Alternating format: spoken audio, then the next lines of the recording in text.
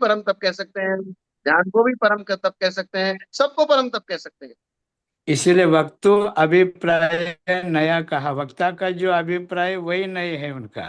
हाँ, तो इसलिए यहाँ क्या कहा गया है कि मोक्ष अकेले विनय से नहीं होती, उस विनय को और भी जो मोक्ष जाने के परिकर हैं उन सबकी अपेक्षा है। उन सबकी अपेक्षा होने से जो ये कहा जाता है कि विनय मोक्ष का द्वार है, ये वचन नए कथनचित है, विवक्षित है और आकांक्षा रखता है अन्य पदों की, इसलिए ये अनुभय वचन है। अर्थात न तो ये सर्वथा सत्य है और न ये सर्वथा असत्य है।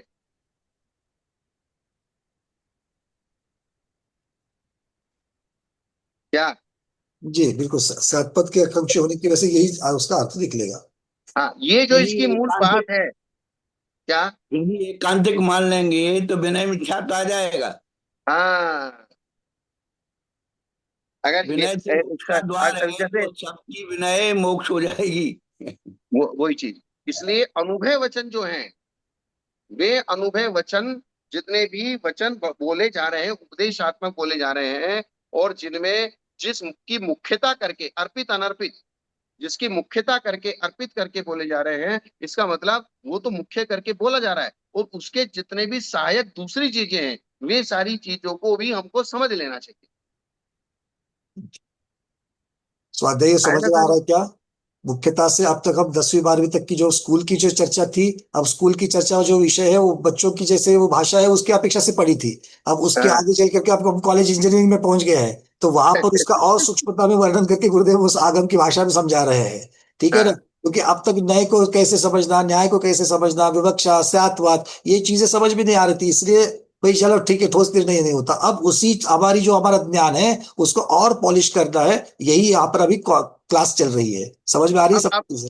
अब जैसे इसके सामने में सत्य वचन रखता हूं। अब सत्य वचन वो है जो स्यात् पद के आकांक्षी नहीं है। सत्य वचन कौन से हैं? जो स्यात् पद के आकांक्षी नहीं है, न के अधीन नहीं है। अब जैसे जैसे द्रव्य क्षय होते हैं, तो क्षय ही होते हैं, इसको कोई आकांक्षा नहीं है इसको। इसकी कोई विवक्षा नहीं, बिल्कुल ठीक। इसकी कोई विवक्षा नहीं, सिक्स इज सिक्स। साधुओं के मूल गुण 28 हैं तो 28 ही हैं। महाव्रत 5 हैं तो 5 ही हैं। या न है कि ये महाव्रत 5 है तो 5 ही हैं, या 5 भी हैं, ऐसा है क्या? नहीं, 5 ही है। हाँ, और विनय मोक्ष का द्वार भी है। विनय भी मोक्ष का द्वार है। वहां पर भी लग रहा है। वहां क्या लगेगा? भी लग विनय गया, भी भी मोक्ष लगने से का विरुद्ध द्वार लगेगा। है, जी। लेकिन आवश्यक 6 ही है। तीर्थंकर 24 ही होते हैं।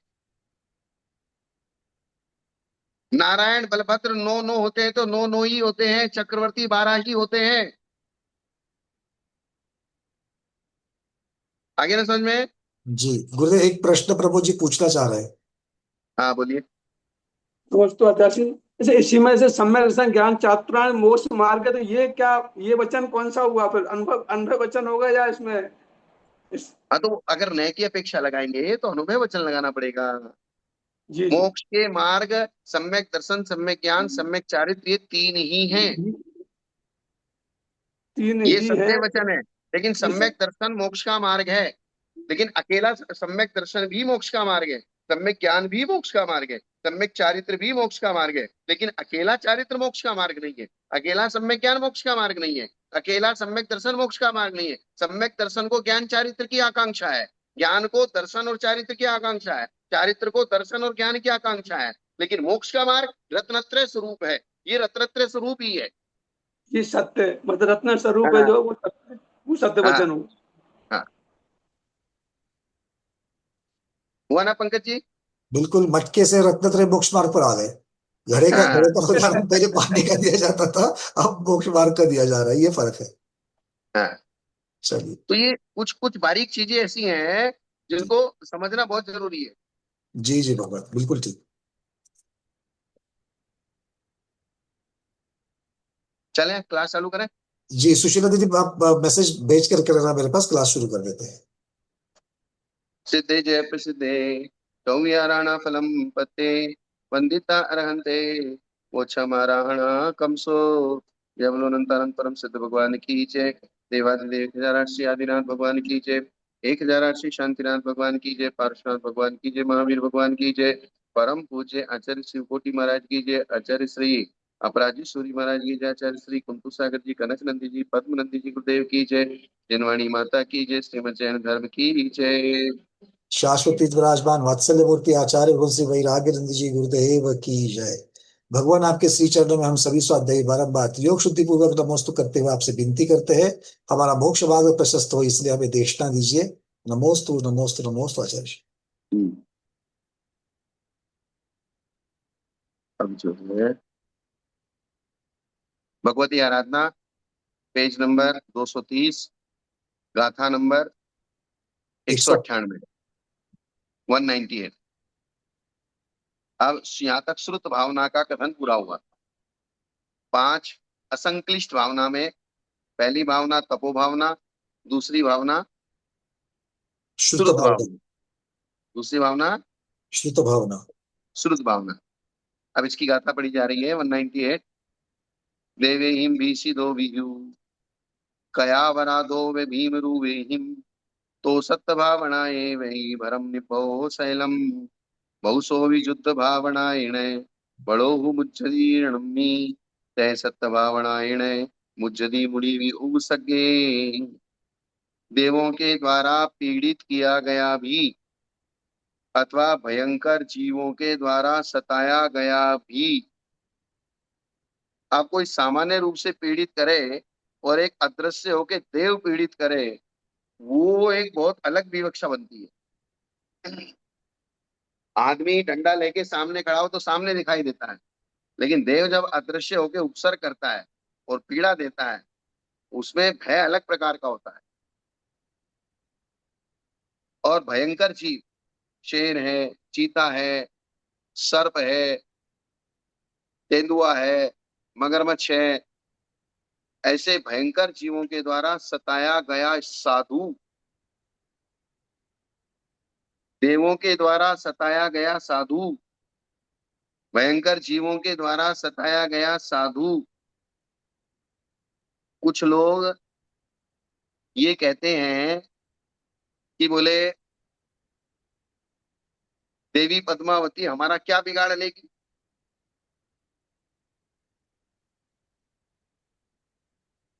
यहाँ पढ़ रहे हो ना आप? जी, साधु तक देवों के द्वारा पीड़ित किया जा सकता है।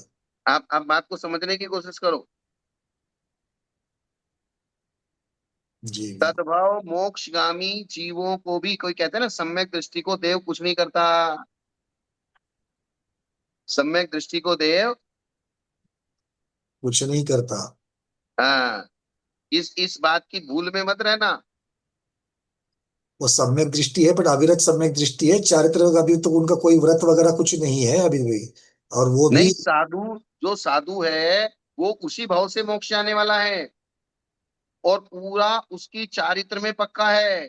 सम्यक दर्शन ज्ञान चारित्र में पक्का है, सब चीजों में पक्का, और मोक्ष जाने उसको भी देवों ने नहीं छोड़ा। ये जो विवक्षा है ना कि देव लोग सम्यक दृष्टि साधु रिद्धिधारी आदि मुनिराजों का उल्लंघन नहीं करते, ये भी एक विवक्षा है, लेकिन वे उनका उल्लंघन करके उनका उपसर्ग करते हैं, ये भी एक विवक्षा है। जी, बात ध्यान में आई? यहाँ पे तो प्रमाण है उसका, और ये मूल गाथा में है। हाँ, यहाँ क्या लिखा है? देवों के द्वारा पीड़ित किया गया साधु, भयंकर जीवों के द्वारा सताया गया साधु कैसे जीतता है उसको? सत्य भावना से। प्रियांक जी बैठो बैठो, थोड़ी देर स्वाध्याय सुनो, अच्छा लगेगा। आ जाओ आगे। सत्य भावना के द्वारा, कौन सी भावना? सत्व भावना। सत्व भावना।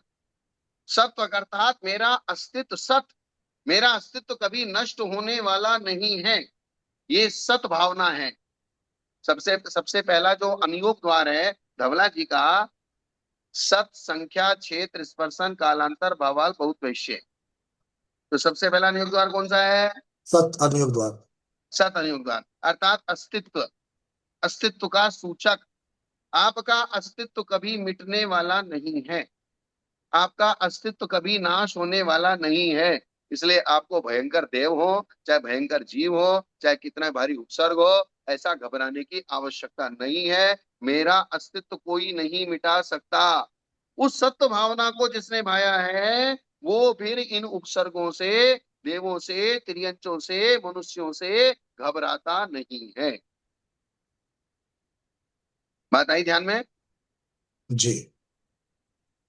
इस तरीके से। हाँ हाँ हाँ स्वामी जी कुछ कह रहे हैं? सत और सत्व, हाँ स्वामी, हाँ सत्य ये अस्तित्व के अर्थ में है, यहाँ सत्व हाँ भावना है स्वामी। सत्व का अर्थ धैर्य। मूलाचार में धीरे नवे मरिदवम निर्धीरे नवे अवश्य मरिदवम जो गाथा हत्य ना, तो धीर शब्द का अर्थ यहाँ सत्व के अर्थ में लिया है। माने धैर्यता पूर्वक, धीरता के पूर्वक, साहस के साथ उस उपसर्ग को सहन करता है। स्वामी जी मेरा यह प्रश्न था कि देवलोक में पीत पद्म शुक्ल लेशा होती है, एक बात। दूसरा, अकृत्रिम जिन बिंबों का दर्शन, समोशरण में जाते वहाँ नग्न दिगंबर मुनियों का भी दर्शन होता है। तो यह सारा प्रत्यक्ष हमारे जिन धर्म के ये चतुसंग मानते हुए भी मुनियों पर उपसर्ग कैसे करते हैं देवलोक? उनके मिथ्यात्व के कारण, पूर्व भाव के बैर के कारण, संस्कार के कारण वे मुनि को मुनि समझते ही नहीं है। लेकिन लेशा तो पीत पद्म शुक्ल है। तो पीत पद्म जो शुक्ल लेस्या वाले हैं वे नहीं करेंगे, जो हीन लेस्या वाले वे करेंगे। जी। जो शुक्ल लेस्या वाला देव है, शुक्ल देव लेस्या वाला, यहाँ भी जो मिथ्या दृष्टि है वो भी आपको आपको कुछ नहीं कहेगा। हम्म। शुक्ल लेस्या वाला तो सामान्य प्राणी मात्र के लिए, सबके लिए अच्छा भाव रखता है, यही शुक्ल लेस्या की पहचान। तो साधुओं को क्यों परेशान करेगा? तो ऐसे जो शुक्ल लेस्या वाले देव हैं वे उपसर्ग करने नहीं आते। हमेशा जो उपसर्ग करते हैं ना, ये छोटे जो हीन जाति के देव हैं और जिनकी लेस्या खराब है, वे लोग परेशान करते जी। हैं। और जो आप बता रहे हैं ना सत्व भावना, धैर्य भावना, सत्व भावना का मतलब सत और सत का भाव सत्व, जैसे तत् और तत् का भाव तत्व, ऐसे ही सत और सत का भाव सत्व। तो सत का भाव सत्व तब आएगा जब हम एक व्यवस्था को ये समझ लेंगे कि कोई भी चीज नाशवान नहीं है, ये मेरा क्या बिगाड़ लेगा। इस प्रकार की भावना से वो परिवर्तित होता है, अपने आप को परिवर्तन करता है। जब मेरा नाश हो ही नहीं सकता है, बिगाड़ क्या लेगा मेरा, ये चीज। तो इसलिए यहाँ क्या लिखा है, इसलिए जो तद्भव मोक्षगामी हैं उन लोगों, उन साधुओं को भी देवों ने नहीं छोड़ा। जैसे विद्युचर मुनिराज की कथा आती है, 500 मुनिराज के साथ नगर में आए थे। नगर में देवी की पूजा चल रही थी, देवी मिथ्या दृष्टि थी, कोई सम्यक दृष्टि नहीं थी। 500 मुनिराज नगर में प्रवेश करने लगे, देवी की पूजा नगर में चली, पूरा नगर देवी की पूजा में लगा हुआ है। तुरंत उसने आके मुनि महाराज से निवेदन किया, हाथ जोड़ के निवेदन किया, भले वो मिथ्या दृष्टि थी। बोले आप 500 साधुओं का नगर में प्रवेश करेंगे तो पूरा नगर आपके पीछे लग जाएगा और मेरी जो पूजा हो रही है उस पूजा में व्यवधान हो जाएगा। इसलिए आप एक दिन रुको, मेरी पूजा हो जाने दो, फिर आप नगर में प्रवेश करना। ये कथा भाग है। तो नगर में प्रवेश करना, आचार्य महाराज समझदार थे, आचार्य महाराज ने लोक व्यवहार के ज्ञाता थे, इसलिए उन्होंने समझ लिया और अपने आप को रोक लिया, कदम पीछे हटाने लगे कि बोले नहीं कोई बात नहीं, पर एक दिन के बाद प्रवेश करेंगे।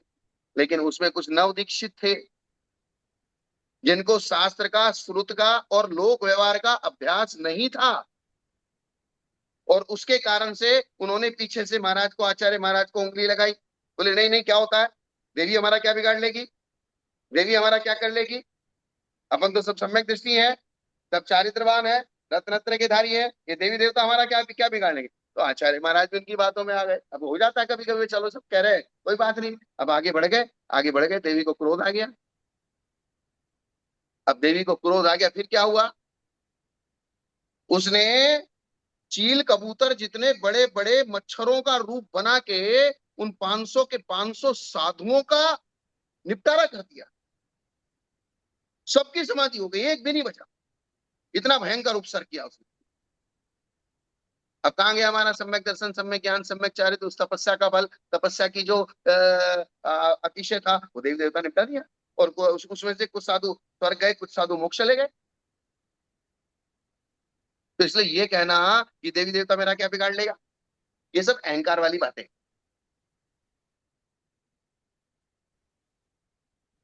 क्या वो ये तो बहुत उनके चिंतनीय उनके विषय। उनके अस्तित्व और उनकी शक्ति का सही मूल्यमापन होना ही चाहिए। हाँ, और शास्त्र में आया है, भगवती आराध्या में आया है, मूलाचार्य में आया है। जब भी साधु जाता है किसी गुफा में ठहरता है, भैया उनसे आज्ञा परमिशन लेता है, हम यहाँ गुफा में ठहरेंगे, 4 महीने चतुर्मास करेंगे, आप हमारा सहयोग करना, आप हमारा आशीर्वाद। जब जाते हैं तो उसको कह जाते हैं भाई अब हमारा टाइम पूरा, हम जा रहे हैं, तुमको आशीर्वाद। ये लोकाचार है। ये क्या है? इसी को ही इसी को ही निश्चय आश्रय कहा। हाँ, तो माने कहीं यहाँ भी पर साधु किसी क्षेत्र, साधु कहीं भी प्रवेश करे, कहीं भी निकले, तो अस्य निश्चय आदि का प्रयोग करते हुए व्यवस्था को समझे।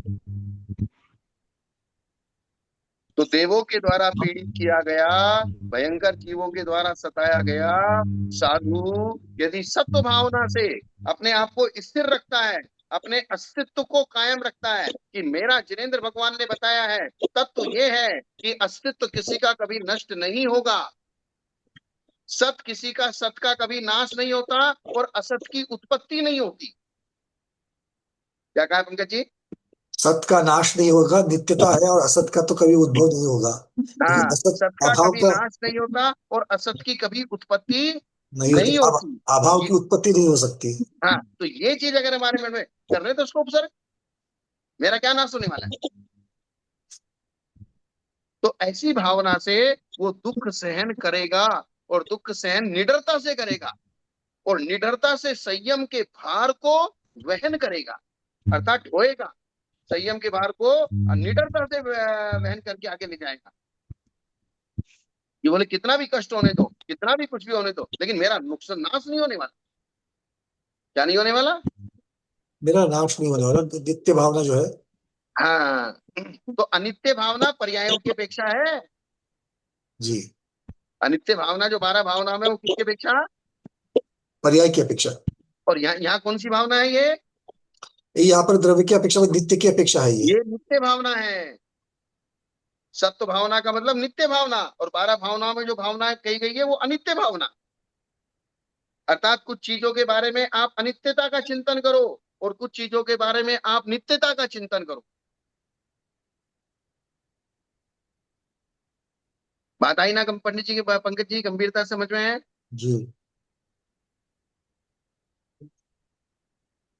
कुछ चीजों के बारे में नित्यता, कुछ चीजों के बारे में अन- अनित्यता। अर्थात जिनसे मोह हटाना है उनकी अनित्यता का चिंतन करो, और जिसको पाना है उसकी नित्यता का चिंतन करो।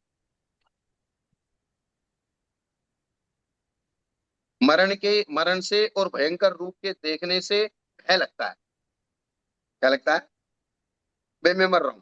मरने से क्या लगता है? भय लगता है। तो तुम थोड़ी रहे हो, मर तो शरीर रहा है, आत्मा थोड़ी मर रही है। शरीर के बारे में अनित्य भावना का चिंतन करो, आत्मा के बारे में नित्य भावना का चिंतन करो। जी, क्या? शरीर के बारे में अनित्य और आत्मा के बारे में नित्य। हाँ, आत्मा, आत्मा के बारे में बोले मरण से डर लगता है। बोले मैं मर रहा हूं, मैं मर रहा हूं, तो मैं थोड़ी मर रहा हूं, मैं तो आत्मा हूं, मैं नहीं मर रहा हूं, शरीर मर रहा है। और भयंकर रूप के देखने से भय उत्पन्न होता है। डरकर यदि रत्नत्रय को छोड़ बैठा, डरता क्या नहीं करता। इसलिए भय को संज्ञा बताया है। आहार, भय, मैथुन और मैथुन और परिग्रह, ये 4 संज्ञा बताई है। और ये 4 संज्ञा, और जीव कांड जी में इसकी परिभाषा आई है कि संज्ञा उसे कहते हैं जो इस जीव को दारुण दुख देती हैं। क्या देती है? दारुण दुख, दारुण, छोटे मोटे दुख नहीं, भयंकर। भयंकर वाले दुख देती है। तो भय भी आपको दुख देता है भयंकर वाला, क्योंकि जब भय लगता है तो रत्नत्रय को छोड़ बैठता है। जब डर लगता है तो जो रस्सी पकड़नी थी और जिस रस्सी के सहारे नदी पार करनी थी, जिस जहाज के सहारे नदी समुद्र पार करना था, उसी जहाज में से कूद पड़ा, उसी रस्सी को छोड़ दिया। किसके कारण से? भय भय के के कारण से। भय के कारण तो से। भय के कारण, तो भय आपको अब संसार समुद्र में, तुमने भय के कारण संसार समुद्र में कूद पड़े, अब तुमको दारुण दुख मिलने वाला है। इसलिए भय संज्ञा दारुण दुख को देने वाली है। जैसे आहार संज्ञा, मैथुन संज्ञा और परिग्रह संज्ञा दारुण दुख को देने वाली है, उसी प्रकार से भय संज्ञा दारुण दुख को देने वाली है।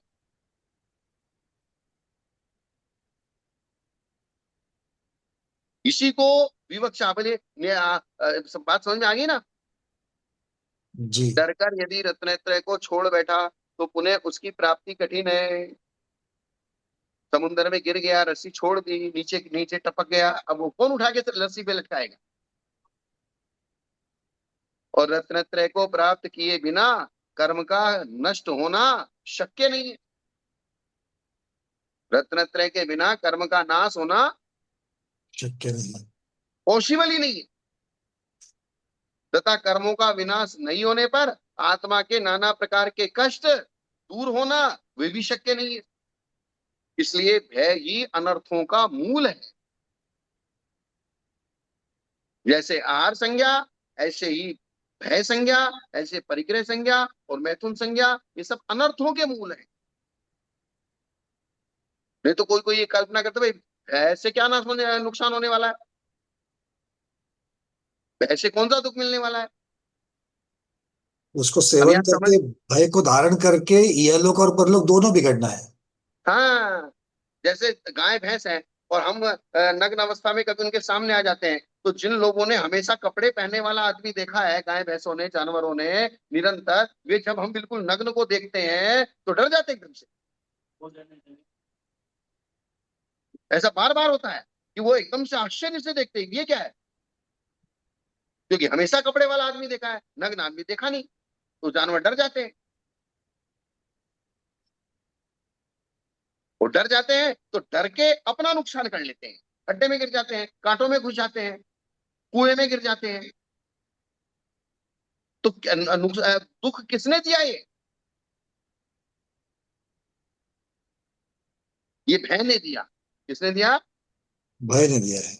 हाँ, इसलिए भय संज्ञा भी दारुण दुख को देने वाली है। किसने यहाँ प्रश्न लिखा है, सम्यक दृष्टि को देवी देवताओं से डरना? पंकज जी आप बताओ उसको क्या करना चाहिए। देखिए, सबसे पहले तो यहाँ पर चर्चा चल रही है कि उनकी जो शक्तियां है, उनका जो स्वरूप है, उसके यथार्थ स्वरूप को हमको जान करके उसी प्रकार से उनकी कल्पना, उसकी उन्हीं प्रकार का हमें ध्यान में रखना है। और दूसरा, डरने की बात तब आएगी जब हम जाकर के उनका अपमान करेंगे, जब हमको दुखित करेंगे, तभी तो जाकर के वो हमको तकलीफ देंगे। तो जैसे मैं दूसरे व्यक्ति को दुखित ना करते हुए, ना उसको प्रताड़ित करते हुए मैं उसको कुछ तकलीफ नहीं दे रहा हूं, तो मुझे उससे मुझसे कोई भय नहीं है। उसी प्रकार से देवों से भी भय करने की जरूरत नहीं है, अगर आप उनका कोई उल्टा पुल्टा या आप उनके लिए कोई तकलीफ नहीं देने वाले हो। डरना चाहिए। डरना किससे चाहिए? अनादर से डरना चाहिए, हाँ, पाप से डरना चाहिए, गलत कृत्यों मेरे से। द्वारा कोई गलती ना हो जाए इससे डरना चाहिए। देवी गलत देवताओं कृत्य। से डरने की आवश्यकता नहीं है, लेकिन देवी देवताओं का मेरे द्वारा अपमान ना हो जाए इससे डरना चाहिए। जी, बिल्कुल। किसी इंसान से डरने की जरूरत नहीं है, लेकिन अगर आपको ये डरना चाहिए कि इस इंसान को मेरे द्वारा कोई तकलीफ ना हो जाए, इस बात से डरना चाहिए।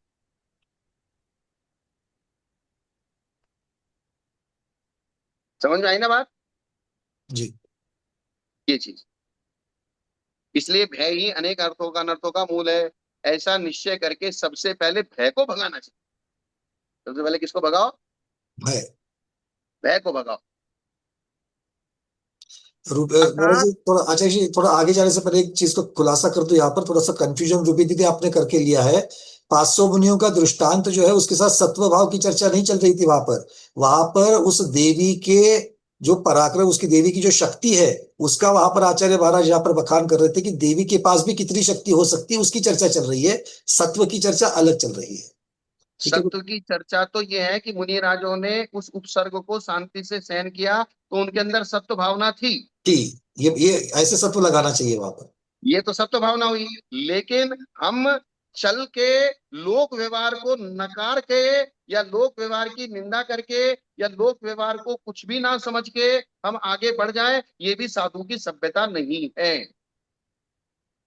इसलिए वो शब्द बहुत महत्वपूर्ण था, लोक व्यवहार के ज्ञाता थे आचार्य। हाँ, और जो जो भी आचार्य तो लोक व्यवहार के ज्ञाता होते हैं। इसलिए अकंपनाचार्य आदि मुनिराजों को, मुनि अकंपनाचार्य ने 700 मुनिराजों को स्पष्ट निर्देश दिया था कि आपको राजा से बात नहीं करनी है, मंत्रियों से बात नहीं करनी है, क्योंकि यहाँ के मंत्री दुष्ट हैं।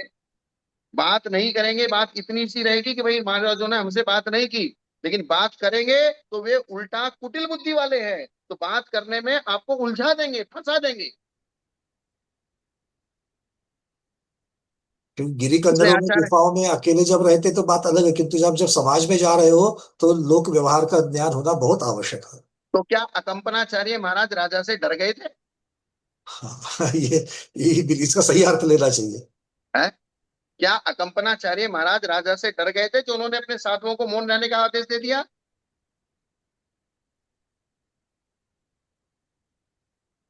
वे डरे नहीं थे। लेकिन लोक व्यवहार को साथ लेके चलने से ही संघ चलते हैं। जी। उनको कोई राजा से डर नहीं था। जब उपसर्ग आया तो उपसर्ग को भी उन्होंने झेल लिया। अगर डर होता तो उपसर्ग काहे को झेलते, जब 700 मुनियों के ऊपर, उन्हीं संघ के ऊपर उपसर्ग हुआ। भाग जाते वहां से, नहीं हाँ, गए। लेकिन वे नहीं चाहते थे कि बिना मतलब का आ बैल मुझे मार ऐसा क्यों किया जाए। यही लोक व्यवहार है। क्या? आ बैल मुझे मार, जबरदस्ती क्यों घुसना? जो अनर्थ सिर्फ मौन रहने से टल सकता हो, तो साधु का कर्तव्य उसको टल देना चाहिए, मौन रह लेना चाहिए। वहां अकंपनाचार्य की भावना क्या थी? जो अनर्थ सिर्फ नहीं बोलने से टल सकता है। क्या? यही लोक व्यवहार का ज्ञान या चतुराई कह सकते हैं। बस इसी को चतुराई कहते हैं। अर्थात साधु किसी से डरता नहीं है, साधु किसी से भयभीत नहीं होता है, लेकिन साधु डरता है। यही तो विवक्षाधीन है। साधु किसी से भी नहीं डरता और साधु डरता है। तो डरना कहाँ है और नहीं डरना कहाँ है, ये दोनों बातें समझनी है। यहाँ सत्य भावना का वर्णन चल रहा है, यहाँ डर को भगाना है। यहाँ क्या कहा उन्होंने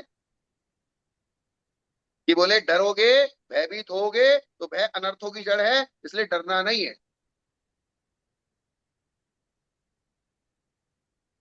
भय जब तक सामने नहीं आया तब तक भय से भयभीत होना चाहिए, और भय जब सामने आके खड़ा हो जाता है तब निर्भय होके उसका मुकाबला करना चाहिए। ये सूक्ति है। क्या? जो भय, भय जब तक सामने नहीं आया तब तक उससे भयभीत होना चाहिए, और जब भय सामने आके खड़ा हो जाता है तब छाती ठोक के खड़े हो जाना चाहिए। धैर्य से सामना करना चाहिए। लेकिन जबरदस्ती किसी के मुंह में नहीं जाना चाहिए। क्या? जी। अब ये जो विवक्षाएं हैं, इन विवक्षाओं को नहीं लगाते हुए हम एक तरफा निर्णय कर लेते हैं बहुत सारी चीजों का, और वो एक तरफा निर्णय करना यही हमारे लिए खतरनाक हो जाता है।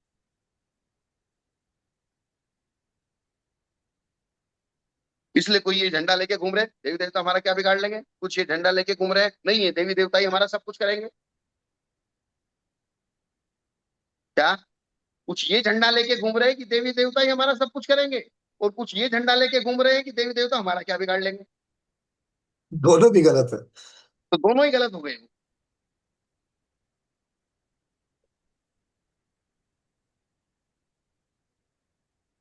अब गाथा 199। अनेक प्रकार की भी युद्ध संबंधी भावना से, जैसे योद्धा युद्ध में नहीं ही मोहित होता है अर्थात युद्ध से नहीं डरता है, वैसे ही मुनि भी सत्य भावना से उपसर्ग आने पर मोहित नहीं होता।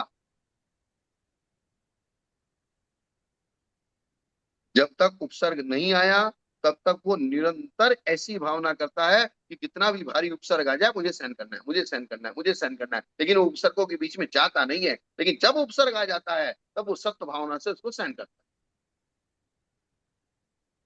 ये महत्वपूर्ण बात। अब आगे,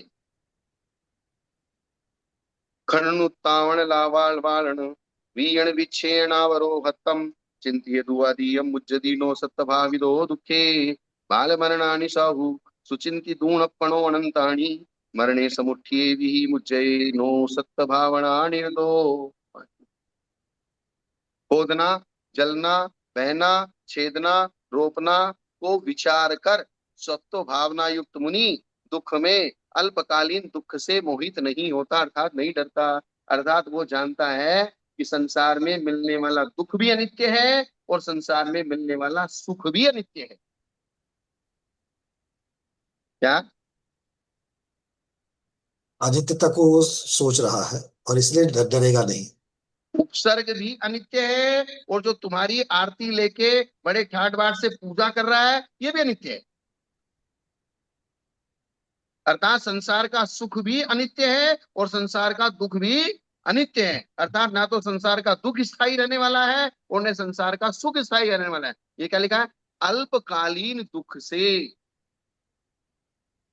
मोहित नहीं होता है। इसी का अपोजिट वाक्य है, अल्पकालीन सुख से मोहित नहीं होता है।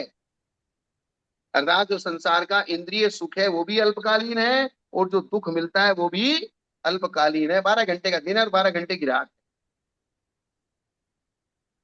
और निरंतर परिवर्तनशील है। इसलिए कोई दुख अगर तुम्हारे यहाँ पर आके पड़ा तो तुम हाय हाय मचाना चालू करो और कोई सुख तुमको मिल गया तो फूल के बहुत मोटे हो जाओ तो कोई फायदा नहीं है। सत्व भावना में लीन साधु अपने अनंत बाल मरणों को सम्यक रूप से विचार करता है। जो सत्व भावना में लीन साधु है बोले मैंने अनादिकाल से अनंत काल से अनंत बाल मरणों को मरा है। आज उसने उन अनंत बाल मरणों को अच्छी तरीके से विचार किया है और आज जो मेरे ऊपर मरण उपस्थित होने हुआ है अब मुझे इस मरण में मेरे मरण काल में रत्नत्रय को भयभीत होके छोड़ना नहीं है। रत्नत्रय को छोड़ के तो अनंत काल से मर रहा हूं, रत्नत्रय के बिना तो अनंत काल से मैं आज तक मरा हूं, लेकिन आज मुझे अगर ये मिला है तो आज मुझे थोड़ा धैर्य रखना है। वो धैर्य सत्य भावना से रखा जाएगा कि मुझे रखना है, मुझे स्थिर रहना है। पृथ्वी काय में जन्म लेकर मैंने खोदने, जलने, जोतने, कूटने, तोड़ने, लोटने, पीसने, इतनी सारी बातें बता दी। कितनी सारी चीजें। खोदने, जलने, जोतने, कूटने, तोड़ने, लोटने, पीसने, चूर्ण की तरह पीसे जाने का कष्ट उठाया। जल काय में जल शरीर को ग्रहण करके सूर्य की किरणों के समूह से के गिरने से, आग की ज्वाला के समूह के द्वारा मेरे शरीर को निकल लेने से, पर्वत की गुफा जैसे ऊंचे स्थानों से शिला और कठोर पृथ्वी पर अति वेग से गिरने से, खट्टे, नमकीन, खारे आदि रसोसिक द्रव्यों के मिलने से। पानी को कष्ट क्या होता है? नींबू मिला दिया पानी को कष्ट होता है, मिर्ची मिला दी पानी को कष्ट होता है। तुम्हारे घाव पे नींबू मिर्ची लगा दो जरा, पर अगर आप जो पानी सचित है उस सचित में नींबू मिर्ची मिला दोगे तो उसको भी वही कष्ट होता है। जब तो प्रासुक होता है, कहा ना कि पानी में जो सौंफ है, धनिया है, लवंग आदि मिला देने से पानी का रूप रसंग बदल जाता है और वो अचित हो जाता है, मतलब उसके जीव खत्म हो जाते हैं, जब तो अचित होता है।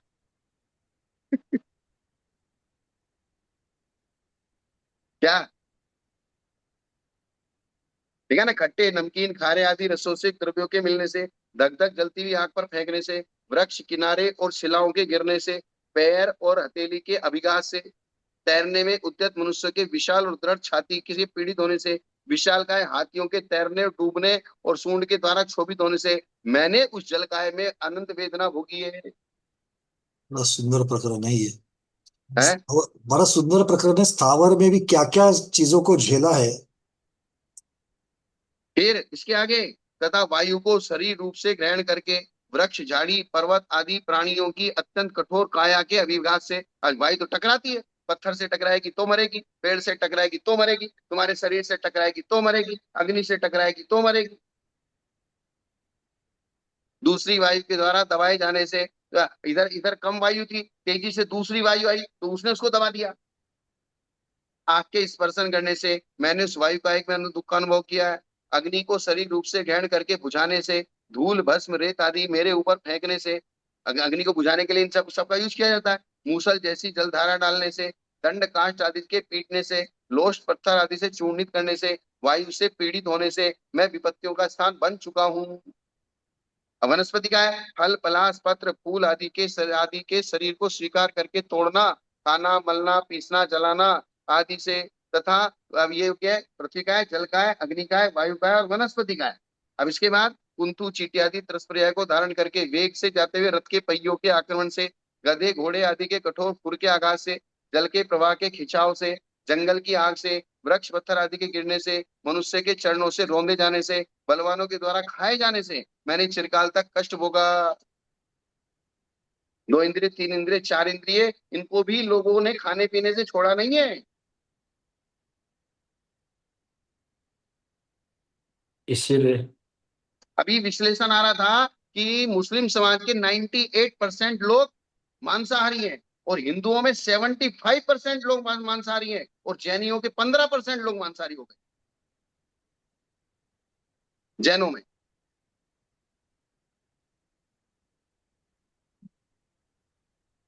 कोई नहीं छोड़ता किसी को। हाँ स्वामी जी कुछ कह रहे हैं। इसीलिए नूली दवा, पीली दवा, संगठ्य दवा, संगादी दवा, हाँ, उदारी दवा, फरीदारी दवा, सुबह शाम अपन रटते हैं ना, वो इसी वजह से रटते हैं। बस।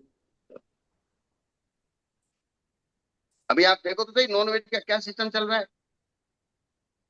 जी। भयंकर है, भयंकर। नरक में जाने की आवश्यकता नहीं है।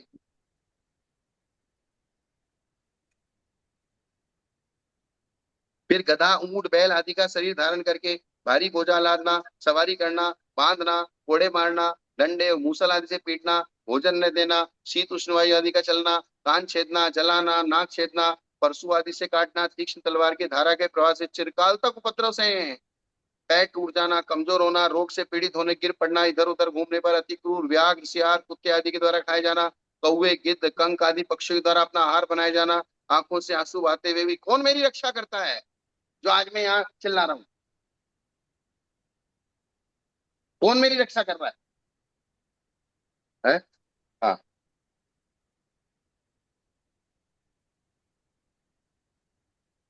बात आई क्या समझ में पंकज जी? जी जी, सब ये संसार के दुख की चर्चा ही चल रही है। और वो हाँ, दुख को अगर सामने रखोगे तो अभी का दुख कुछ भी नहीं है। बस बोले इतने बड़े बड़े मैंने दुख सहन कर लिए, अब क्या है? लेकिन स्वामी जी, हाँ स्वामी जी। वहां पर जो दुख सहन किया पंचस्तावर अवस्था में अथवा विकलेंद्र में, उस समय कर्म फल चेतना का अनुभव करते थे और अज्ञानता की बाहुल्यता थी। इतना विचार करने का तो वहाँ मन भी नहीं था, और इंद्रियों में भी इतना क्षोभम नहीं था कि यह सारा चेतना के द्वारा अपन सोच समझ सके।